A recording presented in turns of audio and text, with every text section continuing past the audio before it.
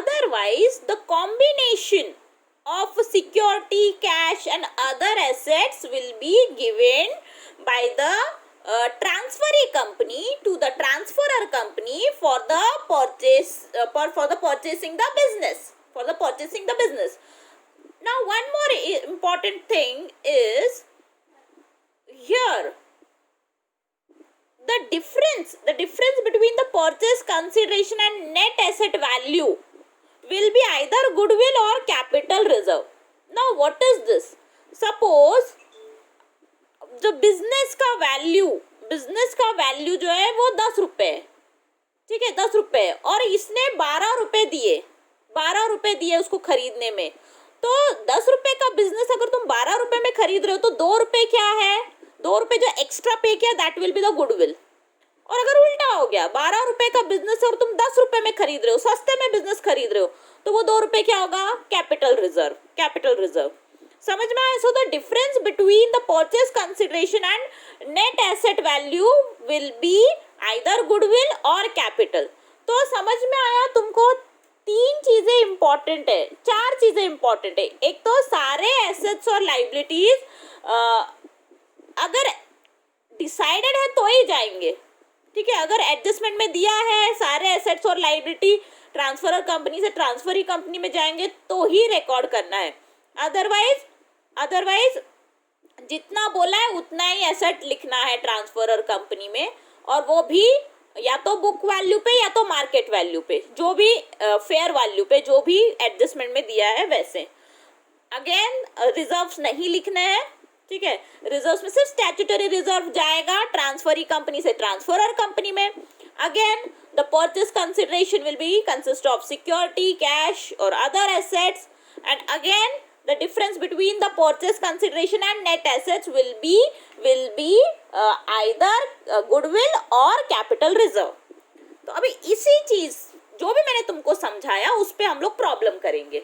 Already मैंने तुमको ये समझाया था पीपीटी में, ठीक है, पर बहुत दिन हो गए इसलिए मैंने वापस से एक बार समझाया, ठीक है। तो अब हम लोग ये वाला सेकेंड वाला प्रॉब्लम लेते हैं। Okay, so first of all we will understand the question. A Limited and B Limited were amalgamated on and from 1st April 2010. A new company C Limited was formed to take over the business of existing company. हो गया, A और B को C ने खरीदा है, इसको ही बोलते हैं अमलगमेशन।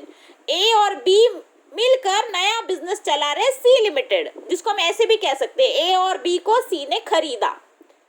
तो देखो अकाउंटिंग क्या होगा। The balance sheet of A Limited and B Limited as on 31st March 2010 are given below rupees in lakhs। अभी ये जो भी है ना ये सब lakhs में यानी क्या, ये जो भी है ना, जो भी फिगर दिए ना उसके आगे 5 जीरो लगाने, ठीक है, 5 जीरो लगाने। यानी कि इधर 800 लिखा है तो इसके आगे 5 जीरो लगेंगे, तो 5 जीरो लगेंगे, ऑलरेडी 2 है, यानी ये 8 करोड़ है, 8 करोड़ है, ठीक है, 8 करोड़, ठीक है। अभी ये 750, इसके आगे 5 जीरो लगेंगे, तो 7 करोड़ 50 लाख, मतलब हर फिगर्स के आगे तुमको 5 जीरो लगाने हैं, 5 जीरो लगाने, ठीक है। But while solving we will not put 5 zeros, we will solve in the manner they have given, but for understanding I am telling that if it is 300 here, then if you will put 5 zeros, okay, then what will happen, it will become 7 zeros means 7 crores। तो ये 7 करोड़ है, ये 200 के बाद क्या लगाना है, 5 zero लगाना है, तो ये 2 करोड़ हो जाएगा। तो ऐसे ही है सब कुछ, ठीक है। आगे देखते हैं क्या होता है। Now we will read the adjustment, so additional information. So in additional information you will come to know how C has purchased A and B. Okay, what is the purchase consideration, whether it is of securities or it is a combination of both securities and cash. How one company has purchased another company will be given in the adjustment. Now see, We will read the adjustment. 10% debenture holders of A Limited and B Limited are discharged by C Limited, issuing such number of its 15% debentures of rupees 100 each, so as to minimum the same amount of interest. तो सी ने क्या किया है, ए और B को खरीदा है, तो उसने क्या किया, खरीदा तो अब क्या हुआ, ये मालिक बन गया ना, तो इसने क्या किया, सी के डिबेंचर को कैसे सेटल किया, सी ने ए और बी के डिबेंचर्स कैसे सेटल किए, 10% वालों को 15% का डिबेंचर दिया, 15% का डिबेंचर दिया, but even if there is a 5% increase in the rate of interest, but still the amount of interest will be same, amount of interest में कोई चेंज नहीं होगा. तो हमको क्या करना है, इसको कैलकुलेशन करना है. 10% डिबेंचर के बदले में सी ने क्या किया है, ए और बी के डिबेंचर होल्डर को 15% डिबेंचर दिया, but there is a no change in the amount. So here there is a adjustment. Here there is an adjustment that we will do in working note. That time I'll explain you. Now the preference shareholders of the two company issued equivalent number of 15% preference shares of C Limited at a price of rupees 150 per share. 150 per share. तो यहाँ पर देखो क्या हो रहा है. Preference share इनके है कितने, 100 है ए और बी के. ठीक है, हमेशा बैलेंस शीट जो है वो किसका दिया रहेगा, ट्रांसफरर कंपनी का दिया रहेगा, लिक्विडेटिंग कंपनी का दिया रहेगा. तो ये दोनों बंद पड़ के ये चालू हो रहा है सी, तो इसका बैलेंस शीट दिया. तो इधर प्रेफरेंस शेयर कितना, 100, बट इस 100 के बदले में सी ने ए और बी को क्या किया है, 150 का प्रेफरेंस शेयर दिया है, 50 रुपीज ज्यादा दिया है. फेस वैल्यू कितना है, 100, और दिया है कितना है, 150. फेस वैल्यू 100 और दिया है 150. तो this 50 is the share premium, this 50 is the security premium, 50 rupees is the security premium. तो वो हम बाद में सिक्योरिटी प्रीमियम हम लोग बैलेंस शीट बनाना है हमको, तब अलग से लिखेंगे शेयर प्रीमियम. अभी आगे देखो. तो 100 के बदले में 150 दिया, इतना हमें समझ में है. C Limited will issue 5 equity shares of each equity shares of A Limited and 4 equity shares for each equity shares of B Limited. यानी C Limited ने क्या किया है, इक्विटी शेयर कैसे सेटल किया है, किए A Limited के एक इक्विटी शेयर होल्डर को 5 इक्विटी शेयर्स दिए नए कंपनी में, और B Limited के 4 equity shares for each equity shares of B Limited, 4 equity shares दिए हैं एक इक्विटी शेयर्स के बदले में. बी लिमिटेड का एक इक्विटी शेयर्स है ना, तो नए कंपनी में उसको 4 इक्विटी शेयर्स मिले. ठीक है, the shares are to be issued at the rate of 30 each. और कैसे दिया है, 30 ईच दिया है, हैविंग फेस वैल्यू 10. अभी 10 का शेयर 30 में दिया है, यानी 20 रुपीज क्या है, again share premium, security premium. 20 rupees is the security premium. Okay, so इधर भी एडजस्टमेंट है, यहाँ पर भी एडजस्टमेंट है, तो हमको पहले एडजस्टमेंट सॉल्व करना पड़ेगा. ओके, आगे देखो क्या हो रहा है. Yes, investment allowance reserve is to be maintain. जैसे मैंने अभी तुमको बताया कि रिजर्व्स जो है वो ट्रांसफर नहीं होते, पर स्टैट्यूटरी रिजर्व जो है, स्टैट्यूटरी रिजर्व क्या है, स्टैट्यूटरी रिजर्व में means export profit reserve, development rebate reserve, then investment allowance reserve. So these are the examples of statutory reserves. So such reserves will be transferred from transferor company to transferee company. तो देखो ये वाला जो reserves है ना, investment allowance reserve, ये नई company में भी दिखाना है. कब तक दिखाना है, 4 साल के लिए दिखाना है. ठीक है, तो इसमें भी एक एडजस्टमेंट है, इसमें भी एडजस्टमेंट है, इसमें भी एडजस्टमेंट है. तो पहले हम वर्किंग नोट करेंगे, और उसके बाद हम लोग बैलेंस शीट बनाएंगे. ठीक है, बैलेंस शीट ही बनाना रहता है. अकाउंटिंग क्या होता है, ए और बी के सारे जितने भी एसेट्स और लाइबिलिटीज, अगर परचेस मेथड है तो जितने भी एसेट्स और लाइबिलिटीज बोले हैं वो सी से ए और बी से सी में जाएंगे. पहले भी हमने बैलेंस शीट बनाया था, अभी भी हम बैलेंस शीट ही बनाएंगे. This is the accounting only. You have to prepare the balance sheet only on the date of amalgamation. This is the accounting. और ये किसने बताया हमको, एएस 14 ने बताया, AS 14 ने गाइडलाइंस दिए। ओके, तो सबसे पहले तो हम वर्किंग नोट करेंगे, वर्किंग नोट करेंगे। ओके, तो वर्किंग नोट में ये तीनों में वर्किंग नोट है, डायरेक्टली हम लिख ही नहीं सकते, थोड़ा बहुत कैलकुलेशन करके ही लिखना है। ठीक है, तो हम लोग कैलकुलेशन करेंगे। ओके, हाँ, सो देखियो कैलकुलेशन क्या है। 10% debenture holders of A and B, ठीक है, ए और बी को सी ने खरीदा है। तो क्या होता है, जब ए और जब ट्रांसफरी कंपनी को खरीदती है तो उसके एसेट्स और लाइबिलिटी ये खुद ही सेटल करता है। ठीक है, जो लाइबिलिटी वगैरह है ये खुद ही पे करता है। ठीक है, तो इसने क्या किया, कैसे पे किया है, सी ने ए और बी के डिबेंचर्स को, कि ठीक है 10% डिबेंचर होल्डर को क्या किया, 15% का डिबेंचर दिया।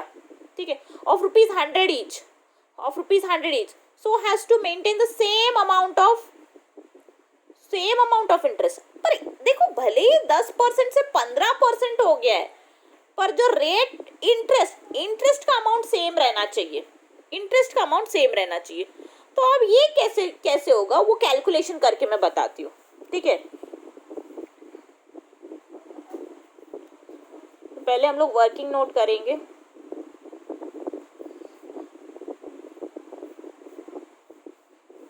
ठीक है, calculation of debenture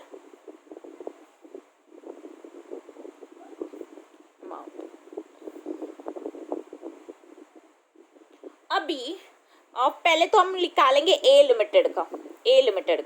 okay, A limited हमें डिबेंचर हम लोग निकालते कैसे है, वैसे भी हम लोग डिबेंचर्स निकालते कैसे है।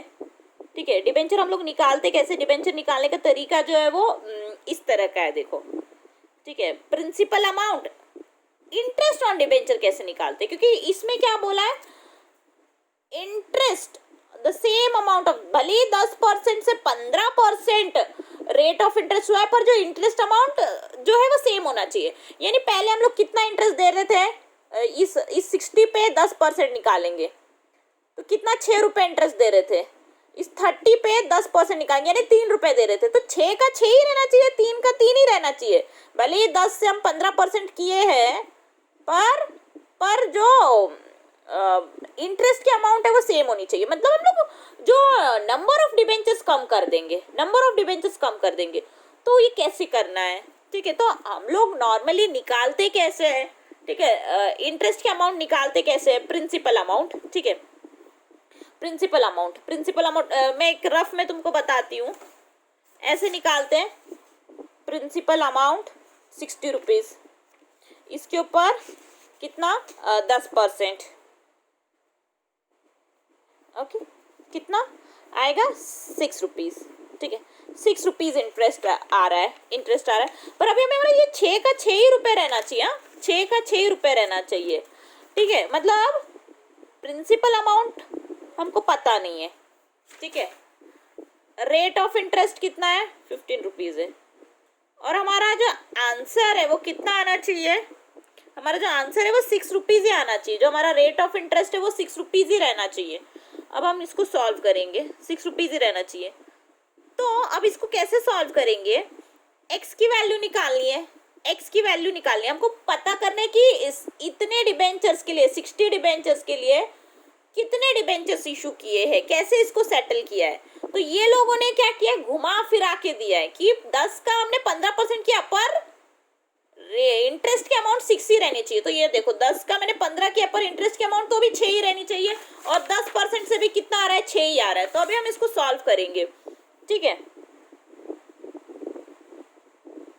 तो ये जो है x को अकेला रखेंगे, ये जो इधर डिवाइड में तो ये मल्टीप्लाई हो जाएगा, और ये ऊपर है मल्टीप्लाई में तो ये डिवाइड हो जाएगा, यहाँ पे जाएगा तो इस साइड।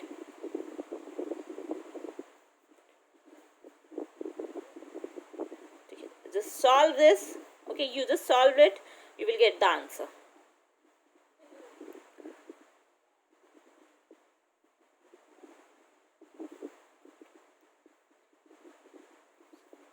मतलब कितना, 40 डिबेंचर्स कितने, 40। डेफिनेटली इसमें लैक्स भी है, आगे 5 जीरो भी है, ठीक है, तो 40 lakhs आएगा। तो डिबेंचर्स कितने इशू करने, 40 इशू करने।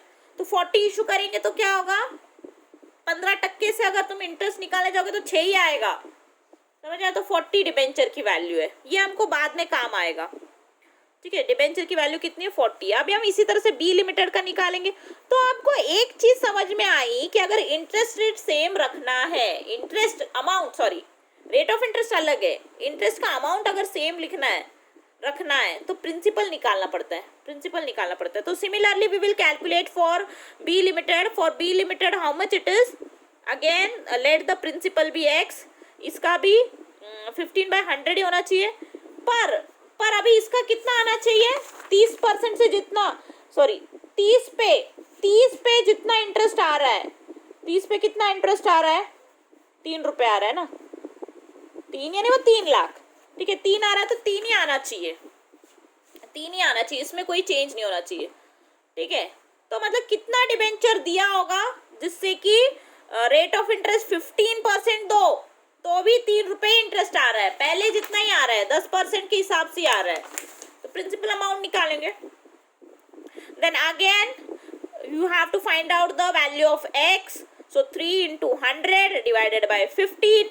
Solve this. Okay, so 20 rupees 20. So see, 30 rupees debenture you have settled by giving 20 rupees debenture.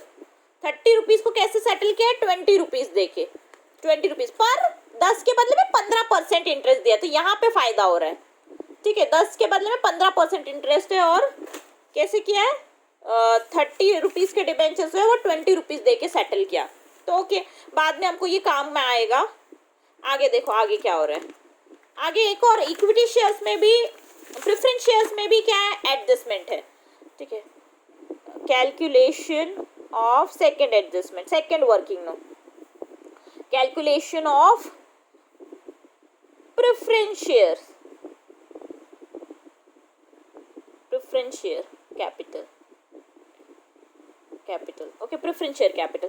अभी इसमें क्या बोल रहे हैं, देखो इसमें ये लोग बोल रहे हैं preference share holders of 2 companies are issued equivalent number of 15% preference shares of C Limited at a price of ₹150 per share, face value 100। मतलब 100 का प्रेफरेंस शेयर्स जो है हम लोग 150 में देने वाले, 100 का प्रेफरेंस शेयर जो है वो 150 में देने वाले। ठीक है, तो कितनी अमाउंट होगी, ठीक है, पहले तो नंबर ऑफ शेयर्स कितने हैं, ठीक है, कैसे निकालते हैं number of shares, 300 divided by 100। तो नंबर ऑफ प्रेफरेंस शेयर कितना है, 3।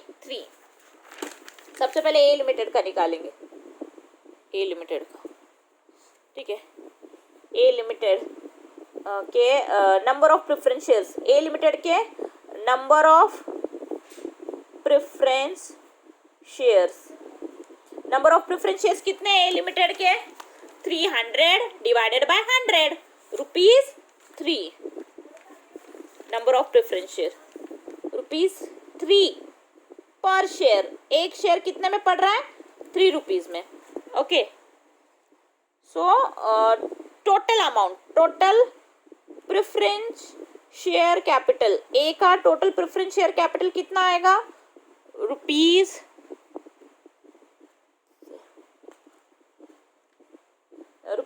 पर शेयर, और टोटल सॉरी 3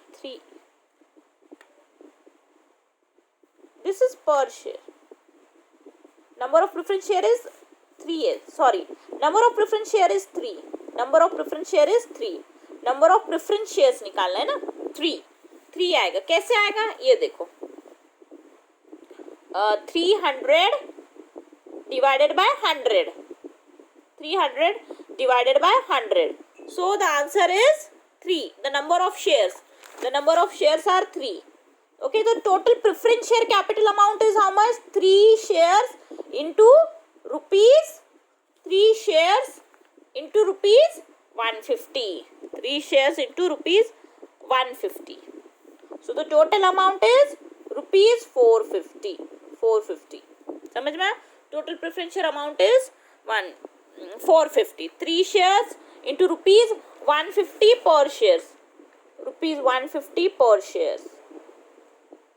ओके, इधर ये देखना है, 3 शेयर है टोटल और एक शेयर कितने में दिया, 150।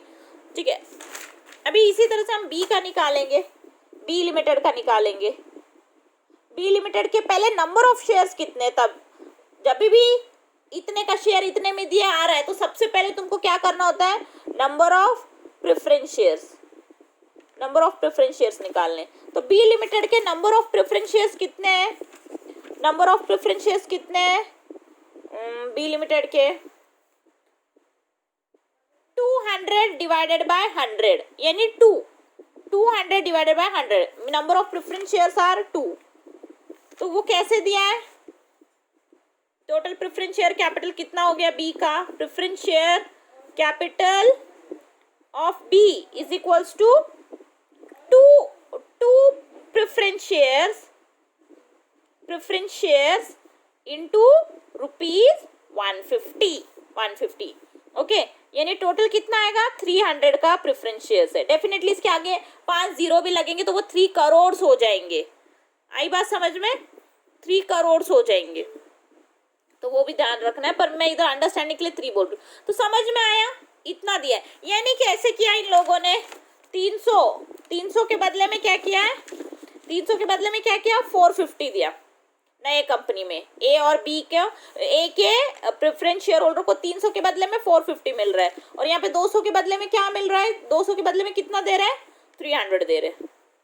ठीक है, तो नंबर ऑफ प्रेफरेंस शेयर हमको बाद में भी काम आएंगे। ठीक है, ये बाद में भी हमको काम आएगा, 3 और ये 2 पर शेयर बाद में भी हमें काम आएगा। अभी इक्विटी शेयर्स में भी एडजस्टमेंट है, तो वो देख लेते हैं इक्विटी शेयर्स में क्या एडजस्टमेंट है। ओके, इक्विटी शेयर में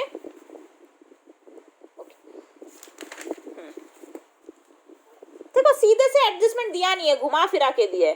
सी Limited will issue 5 equity shares of 5 equity shares for each equity shares of A Limited and 4 equity shares for each equity shares of B Limited।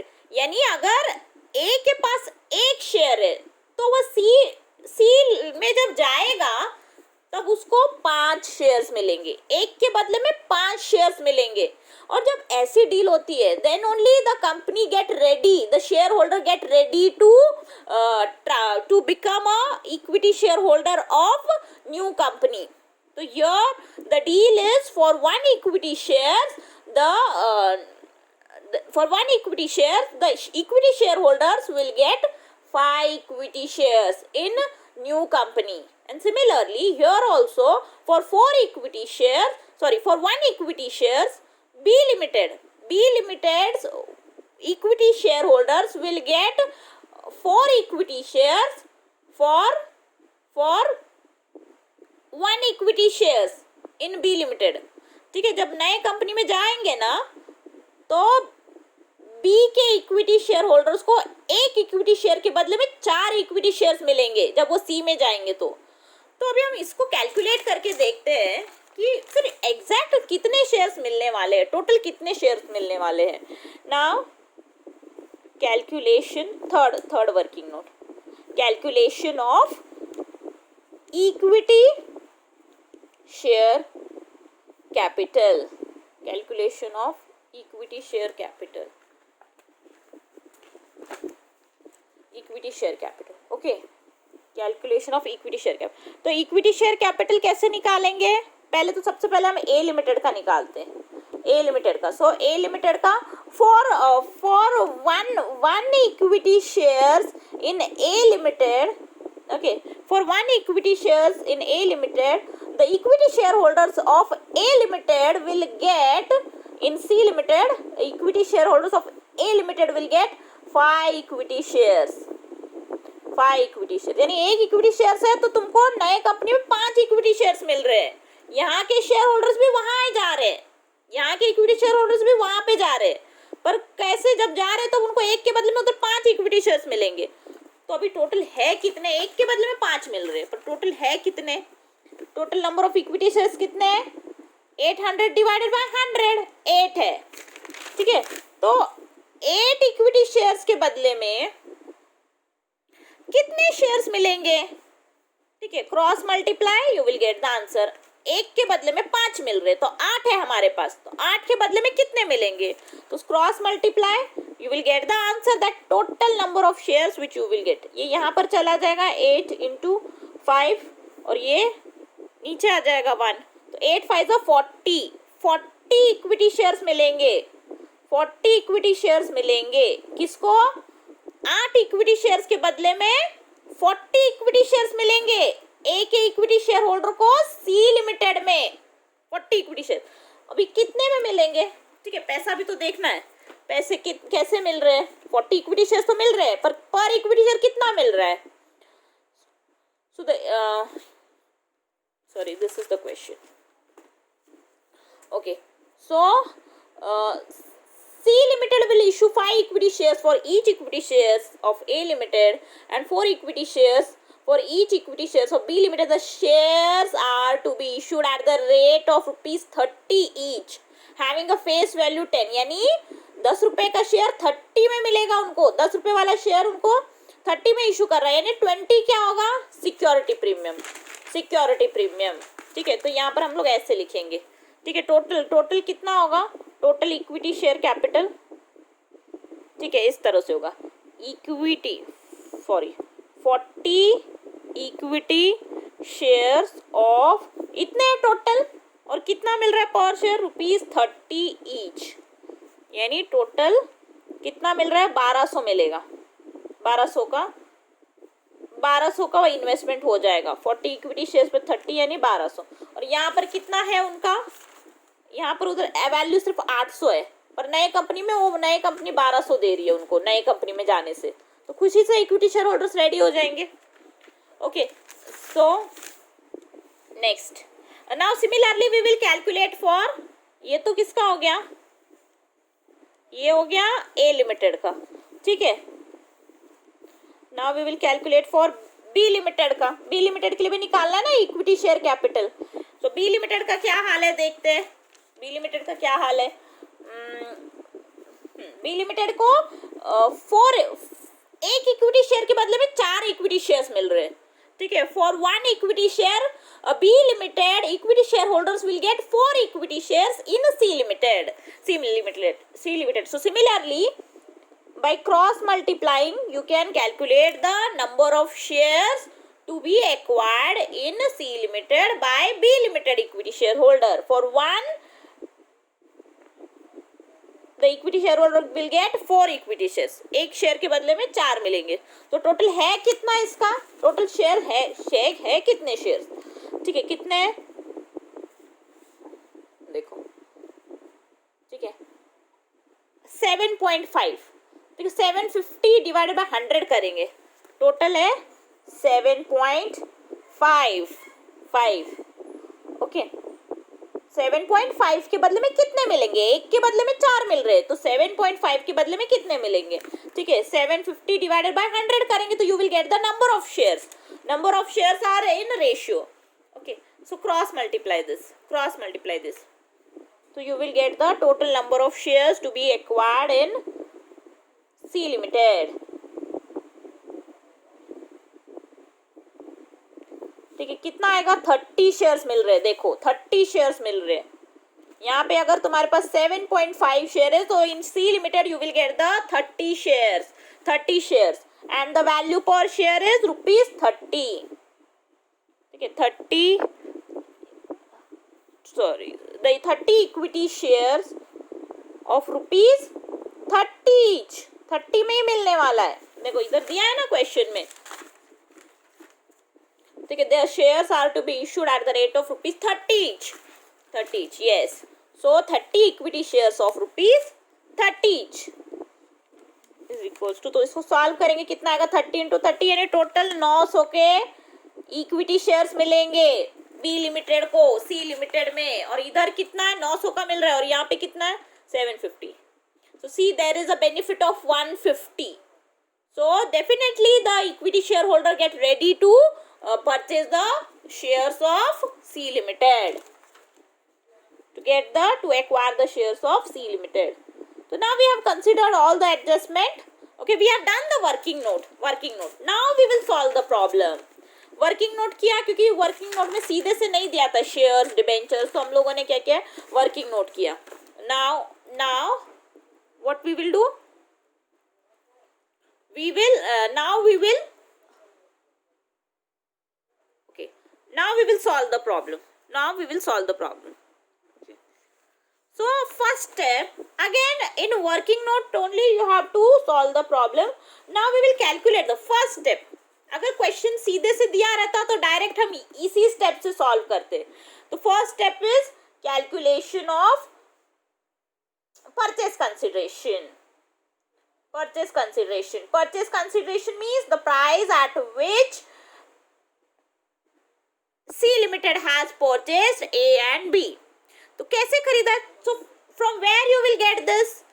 This you will get from adjustment. Always this will be given in the adjustment में पता है कैसे खरीदा है, ठीक है.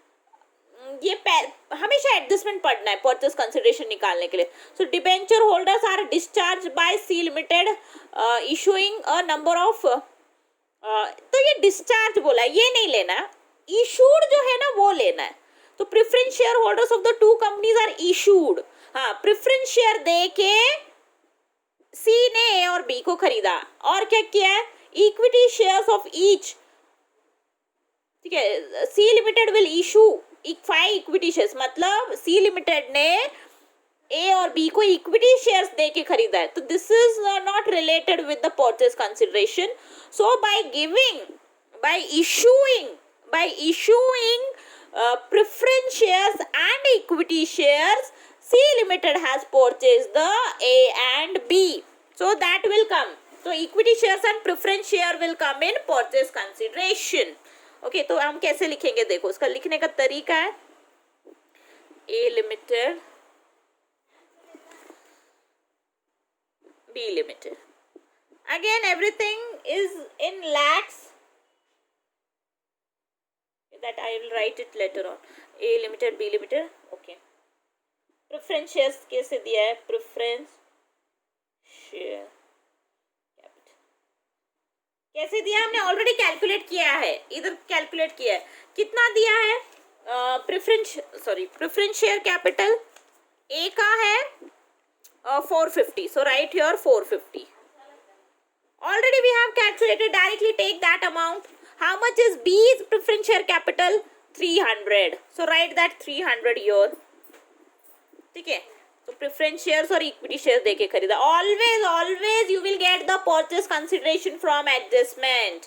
Okay, so equity share capital, okay, equity share capital. Again by issuing preference shares and equity shares, C has purchased the A and B. Okay, so equity shares, how it is purchased, how equity shares are issued, that also given in the adjustment. Already we have written. A का कितना है, 1200. तो write that amount, total amount you have to write. ठीक है, here rupees लिखना है total. Purchase consideration rupees में रहता है. और कितना है, बी को कैसे खरीदा है, 900 दीजिए. सो टोटल परचेज कंसिडरेशन का अमाउंट आएगा. कितने में खरीदा, सी ने ए को at 1650 and C has purchased B at 1200. ठीक है, इसको 1200 के शेयर दिए हैं, ठीक है. इसको 1650 रुपीज के शेयर्स देकर खरीदा, और इसको 1200 के प्रेफरेंस शेयर्स और इक्विटी शेयर्स इशू करके खरीदा है. अमाउंट, शेयर कैपिटल देके खरीदा है. इतने में ए को खरीदा, इतने में बी को खरीदा. ये होता है पहला स्टेप. दूसरा स्टेप क्या होता है, हमेशा and these steps are decided by whom, AS14 is telling us to do like this. Okay, now the next step, second step is net assets taken over. Again A and B. ठीक है, अब all the assets taken over will be written here.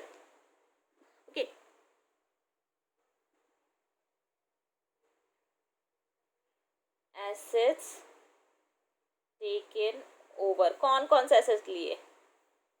So here we will assume if nothing is mentioned in the question, in adjustment, if nothing is given about the asset taken over, then you have to assume all the assets are taken. All the assets are taken, and that is also at book value. So we will write down all the assets, excluding fictitious assets. You have to write all the assets. So fixed asset. Fixed asset is the main heading. Fixed asset is main heading. In fixed asset, what is given? Land and building, plant and machinery, investment. So we will write all the assets. Loans and advances, stock, everything will be written. Okay, so we will write one by one. Okay, so land and building सब लिखना है.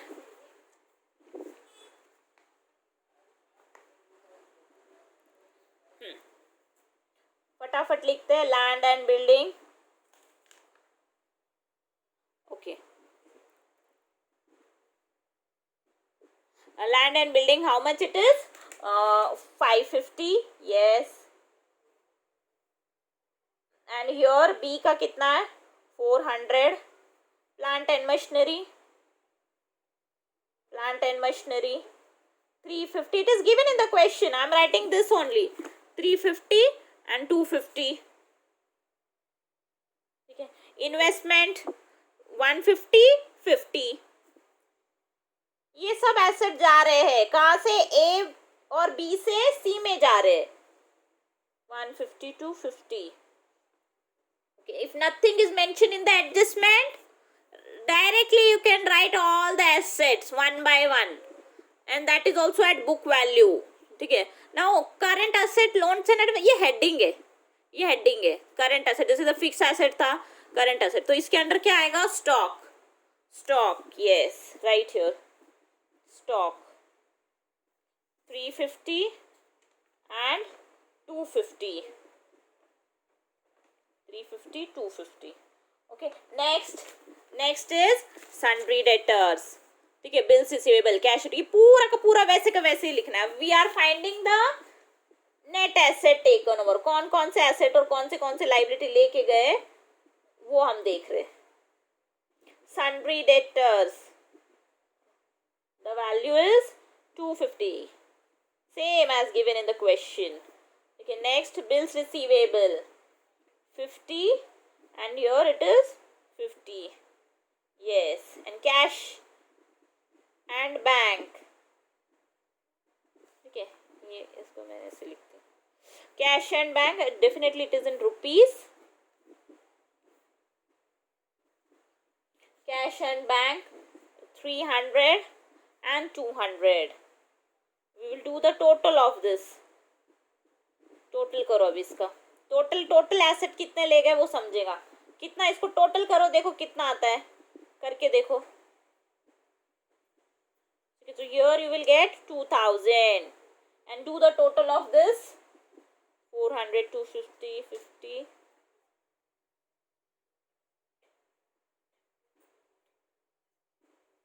And here it will give, you will get 1500. 1500. Okay. अभी asset तो इतने ले गए, liabilities भी लेके जाता है. Liabilities, which liability? External liability. Capital reserves नहीं लिखना है. whenever you are calculating net asset, capital reserves will not be taken. Okay, so external liability means current liabilities and long term liabilities. Means ये सब आएगा. देखो ये सब आएगा. सिक्योर्ड लोन्स आएगा. सिक्योर्ड लोन्स ये हेडिंग है, इसको अंडरलाइन के, इसके अंडर डिबेंचर आता है. नॉन करंट लाइबिलिटीज ये आएगा. रिजर्व्स नहीं आएंगे, बिल्कुल रिजर्व नहीं आएगा. फिर ये भी नहीं आएगा. कैपिटल और रिजर्व्स नहीं आएंगे, हर टाइप के रिजर्व्स नहीं आएंगे. कैपिटल नहीं आएगा. ठीक है, तो अब हम ये लिखेंगे डिबेंचर्स. डिबेंचर्स कौन सा? जो वैल्यू एडजस्टमेंट दिया है, तो एडजस्टमेंट वाला लेना है. Debenture is not taken directly 60 and 30. Here there is an adjustment. So adjustment value will be taken.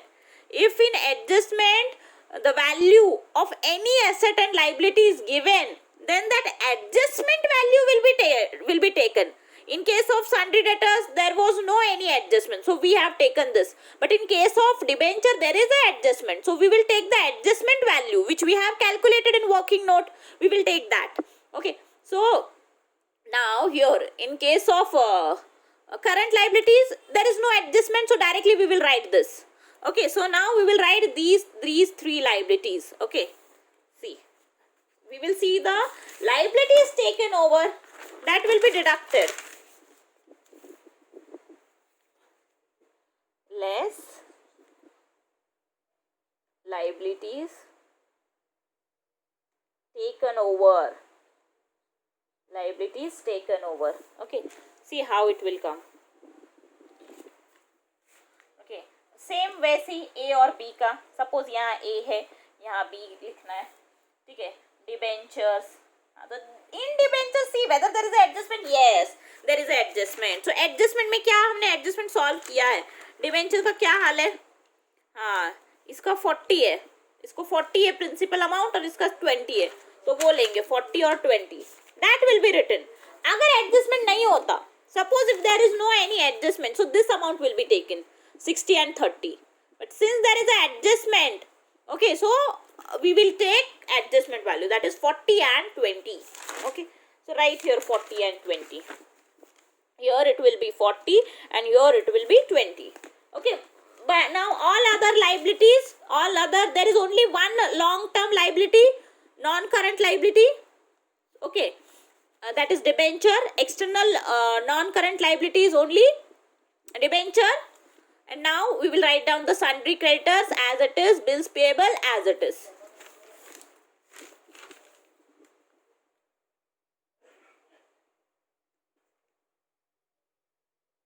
Sundry creditors, how much it is? 270. See the question, 120. Okay. Bills payable, how much is given in the question? 150 and 750. Okay, now do the total of these liabilities. Okay, other than reserves and capital, all the liabilities will be taken, and do the total of this. इसका total करो, कितना आएगा.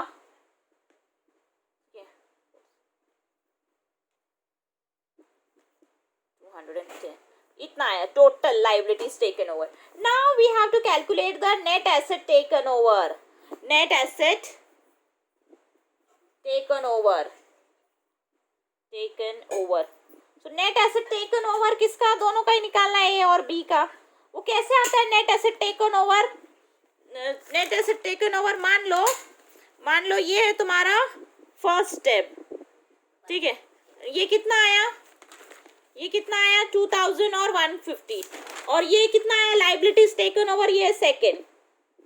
सो 1 - 2 करना है, 1 - 2 करना है, 1 - 2 करना है, तो कितना करेंगे 2000. ठीक है, इसका ए का कितना आएगा 2000 - 460. 2000 - 460 करेंगे तो ए का आएगा. देखो कितना आ रहा है, 2000 - 460 करो.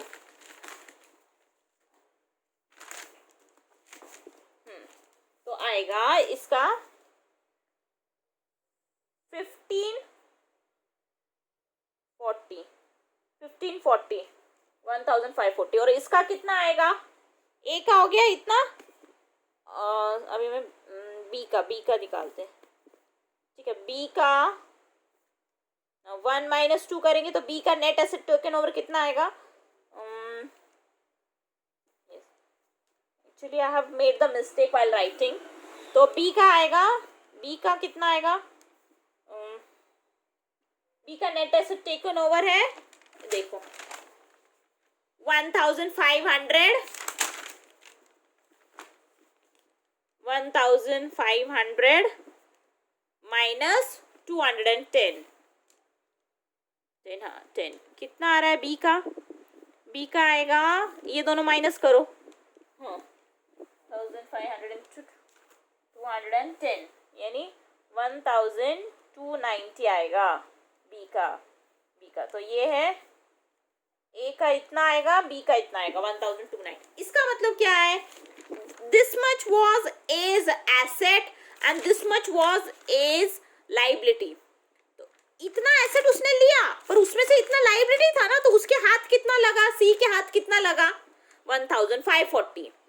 ठीक है, एंड हियर इसका कितना है, एसेट कितना था 1500 और लाइबिलिटीज कितना है 210। लाइबिलिटी तो इतना गया ही ना, तो उसके हाथ कितना लगा, नेट एसेट कितना टेकन ओवर 1250। यानी इतने का एसेट ए से मिला, इतने का एसेट बी से मिला, लाइबिलिटी डिडक्ट करने के बाद। इतना इतना ए का जो बिजनेस है उसका वैल्यू इतना है और बी का जो बिजनेस है उसका वैल्यू इतना है, इतना है। Okay, now the purchase consideration, now the purchase consideration is how much, purchase consideration कितना है, okay, purchase consideration minus purchase consideration minus net asset taken over करेंगे, टेकन ओवर करेंगे। तो आंसर क्या आएगा, या तो गुडविल आएगा या तो ये वाला एक सॉल्व करना है। ये हमको कौन बोल रहा है ऐसे करना है, AS14 कैपिटल रिजर्व आएगा। सो परचेज कंसिडरेशन अगेन, ए का परचेज कंसिडरेशन कितना है, ठीक है, ए का परचेज कंसिडरेशन कितना ईयर दिया है, वी हैव कैलकुलेटेड 1650। मतलब हम लोगों ने इतने में बिजनेस खरीदा, 1650 में बिजनेस खरीदा, but the value of the business is how much, the value of business is 1540। इतने का बिजनेस इतने में, सॉरी, इतने का बिजनेस इतने में खरीदा है, महंगा पड़ा ना, महंगा पड़ा ना, ठीक है, इतने का बिजनेस इतने में, अगर महंगा पड़ रहा है तो आंसर क्या होगा, goodwill. The answer was goodwill.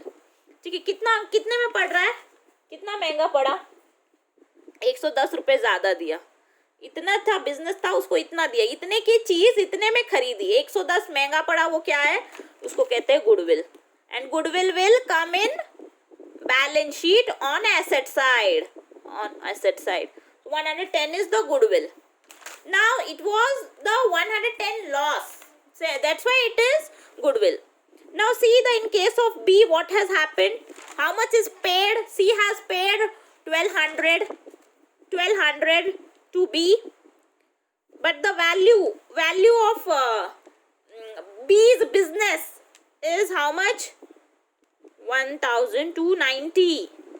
Okay, यहाँ पे उसको फायदा हो रहा है, ठीक है, 1290 की चीज, 290 का बिजनेस, 1290 का बिजनेस कितने में खरीदा है, 1200 में खरीदा है, तो 90 रुपीज का फायदा हुआ, 90 रुपीज का फायदा हुआ ना, तो फायदा हुआ है तो क्या कहेंगे, कैपिटल रिजर्व। समझ में आया, ये किसने बताया, AS14 में। See the value of the business, net asset of the business, and see how much you have paid, whether it is profitable. If it is profitable, then the answer is capital reserve, and if the purchasing the business is the loss for the transferee company, then that will be the goodwill, that will be the goodwill. Okay, so this is how we have done the adjustment. Now we will prepare the balance sheet. Now we will prepare the balance sheet. Now only balance sheet is remain. Okay, we will prepare the balance sheet. Okay, so prepare the format of balance sheet, amalgamated balance sheet. Okay, अभी A और B को C ने खरीदा है, तो C क्या करेगा, दोनों का बैलेंस शीट मिलाकर अपने दोनों का बैलेंस शीट मिलाकर एक ही बैलेंस शीट बनाएगा। Balance sheet of C limited में कैसे आएगा, देखो किस दिन अमलगमेशन हुआ है, एज ऑन 1 अप्रैल 2010। ठीक है, अमलगमेट जिस दिन हुआ उस दिन बनेगा balance sheet. Is amount, assets amount. Okay, now we will solve this, we will prepare the format of balance sheet. Yes,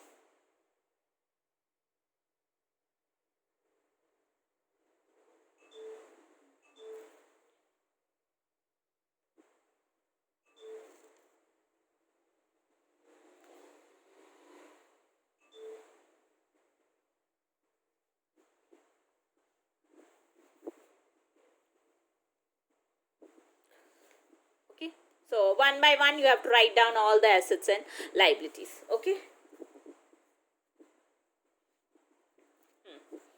तो देखो सारे वापस से लिखेंगे, सारे एसेट्स वैसे के वैसे ही लिखेंगे, ऑलरेडी हमने लिखा भी था, वापस से एक बार लिखेंगे। ठीक है, सबसे पहले क्या आएगा, लैंड एंड बिल्डिंग, जो भी इधर दिया है क्वेश्चन में। ठीक है, लैंड टोटल कर करके लिखेंगे। हाँ अभी land and building,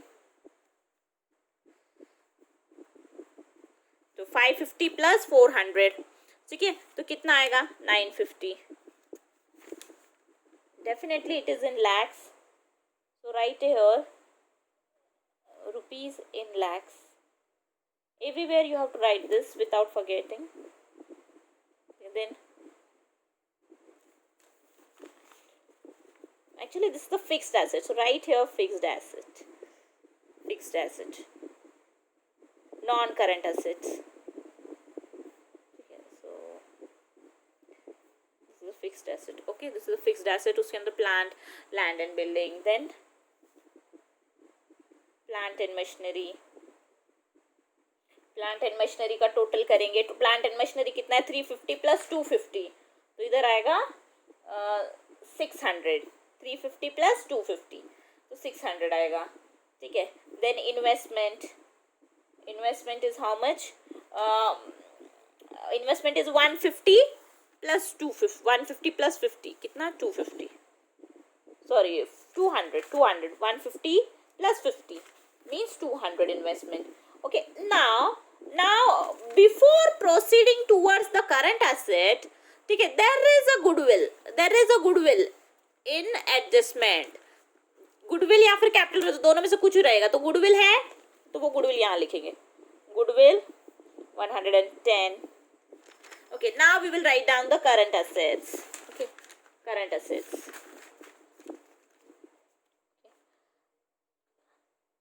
Current assets, this is the heading. See here in company form of business organization the format is followed: current assets, loan and advances.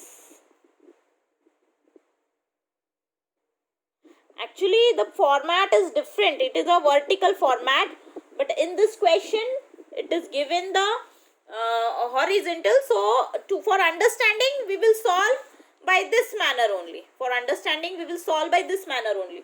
Okay, so current assets and loans, how much it is, stock it is 600. ठीक है, total करना है, ठीक है, total करते जाना है। Current assets है 350 प्लस 250, ठीक है, तो 600 आएगा। क्वेश्चन में जो दिया है ना, सिंपली मैं उसको टोटल कर रही हूँ। जैसे कि देखो सन्ड्री डेटर्स, इनका दोनों का टोटल करके लिखूंगे, बिल्स रिसीवेबल टोटल करके, कैश इन हैंड टोटल करके। ठीक है, तो वही टोटल करके लिखेंगे। Sundry debtors is 250 plus 300, 250 plus 300, so here it will 550 sundry debtors, and then bills receivable again 50 means 100 bills receivable, and cash and bank is 300 plus 200 means 500 will come here. Yes, now what we will do, we will go on liability side. First of all you have to write down the share capital. The first heading is share capital. Okay, share capital. So in share capital, equity share is given, preference share is issued, okay, to the equity shares and preference shareholders of A and B. So that whatever we have written in adjustment, that you have to take. Okay, in adjustment how much it is, here see, here 40 equity shares of rupees. Once again you have to read the question whenever you are writing in balance sheet. Once again you have to read the question, because here there is a share premium also, and if there is a share premium, so that share premium amount will come in reserves and surplus. Even if we have written total amount here total 30, but here the 20, only 10 is the face value. The 20 is the, see in the question, the 10 is the face value and 20. The face value is 10 and the 20, 30, we have issued at 30. So 20 is what? 20 is the share premium. 20 is the share premium. So 20 we will show in reserves and surplus. That will not come here. So कितना है equity shares कितने हैं? 40 equity shares of 10 each इधर आएगा. ठीक है, इसका 40 और इसका 30. टोटल इक्विटी शेयर टोटल करके लिखना है ना. इसका 30 है और इसका 40, टोटल 70. यानी how it will be, C equity share capital. Equity share capital means 70 equity shares of rupees 10 each. Means here how much will come? Here only 700 will come. समझ में? दोनों का प्लस करके लिखना है. 700 will come. Okay, now next similarly कितना है देखो. एक्चुअली इधर 70 लिखा है पर ये लैक्स में हो जाएगा ना, तो 70 लैक्स आएगा इधर. 5 0 लगेंगे तो. अभी यहाँ पर देखो, here how it will B.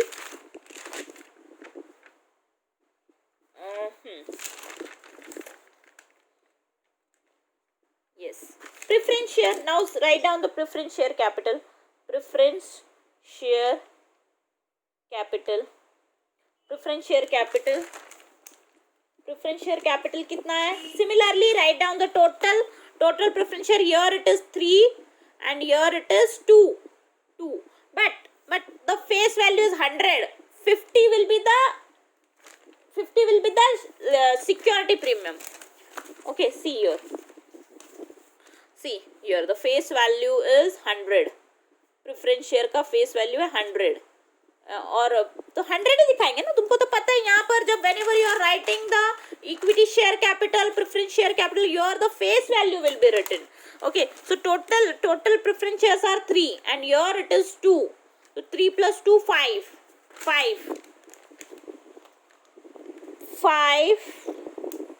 preference shares of rupees 100 each. Means how much? 500 will come here. Okay, so this is how you have to write down the equity shares and preference shares. Okay, this much you have to write. Now next what you have to write? Reserves and surplus. You have to write reserves and surplus. Okay, so reserves and surplus, how it will be written? Reserves and surplus. Okay, reserves and surplus. See. तो reserves and surplus भी totally लिखते हैं, but as per AS 14, very important it is. It is as per AS 14, only statutory reserve will be recorded from transferor company to transferee company. So statutory reserve में ये नहीं आएगा, revaluation reserve नहीं आएगा, general reserve नहीं आएगा. Yes, investment allowance reserve will be written. Okay, export profit reserve, investment allowance reserve, क्या होता है? These are the example of statutory reserves. You have to remember this, that statutory reserves are investment allowance reserve, export profit reserve, development rebate reserve. Okay, यही आएंगे, बाकी कोई भी reserve नहीं आएगा. प्रॉफिट एंड लॉस जो ये दिया है वो भी नहीं आएगा. Statutory reserve means the reserve which is created under the law, which is mandatory. Only that will be shown. So investment allowance reserve 100 rupees will come here.